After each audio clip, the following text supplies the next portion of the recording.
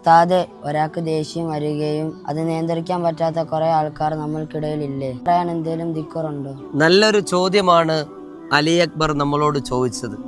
ഒരുപാട് കുടുംബങ്ങൾ തകർന്നു പോകാൻ കാരണം അമിതമായിട്ടുള്ള ദേഷ്യവും എടുത്തുചാട്ടവും ദേഷ്യത്തിന്റെ പുറത്ത് ചിന്തിക്കാതെ പറയുന്ന ചില വാക്കുകളുമായിരിക്കും പല ബന്ധങ്ങളും തകർത്തു കളഞ്ഞത്. പലരും പല രീതിയിലാണ് ദേഷ്യത്തെ പ്രകടിപ്പിക്കുന്നത്.